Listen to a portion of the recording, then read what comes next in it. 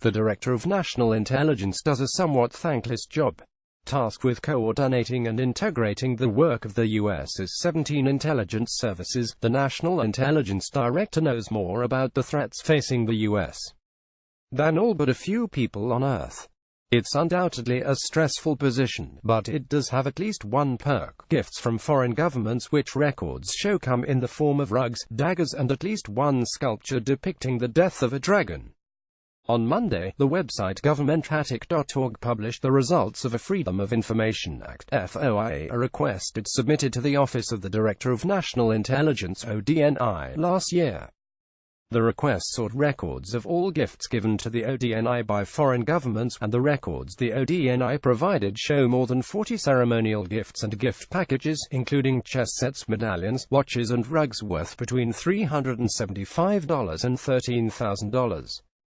Federal law mandates that federal employees can't accept gifts worth more than $100 from foreign governments, but the law contains a few exceptions, including one for instances in which it appears that to refuse the gift would likely cause offense or embarrassment or otherwise adversely affect the foreign relations of the United States. This appears to be the reason the gifts were accepted, but while the ODNI provided information on the nature of the gifts, it didn't disclose the identity of the governments that gave them.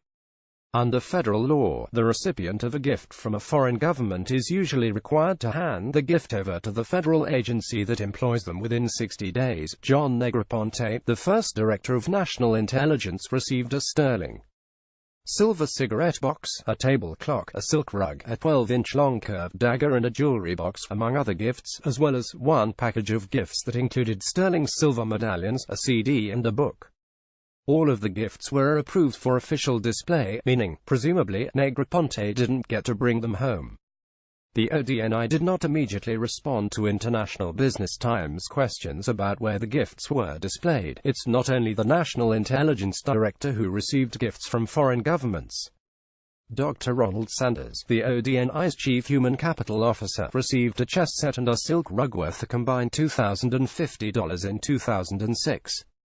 While there is no indication which country gave the gift, part of the chess set's description reads, Iraq, 21st century. Sanders' chess set and rug were also approved for official display. Unlike earlier records, more recent documents don't indicate which individual at the ODNI received the listed gifts. But rugs remained a popular gift for the ODNI. In 2009, the ODNI received 3 rugs over the course of 6 months, 2 of which were made in Pakistan, the other in Egypt.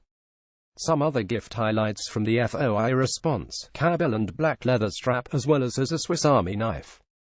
$445. Enameled silver processional group of an elephant with elaborate howdah flanked by a mounted horse and a mounted camel below, each animal with seed pearl bridle, on a floral enameled and silver chased bottom stand, in a fitted red brocade silk case. Sick, $500. 2 ravens in flight, framed photograph, $500. Omega Seamaster Professional 300 meters, Swiss stainless steel automatic chronometer wristwatch, $4,000. Bottle of Remy Martin Louis XIII had champagne cognac in a baccarat pilgrim flask, decanter in faux leather case, $4,000. Sculpture of Street George slaying the dragon, gilt metal on green marble footed base, $1,500. Glass eagle figurine, French molded and frosted pâté de verre by Marcel Ursula Fadorme, $1,500. Congress created the Office of the Director of National Intelligence in 2004 as part of the post-9/11 reform of the U.S. intelligence community, which many viewed as too siloed to be effective. Daniel Coates is the office's current director.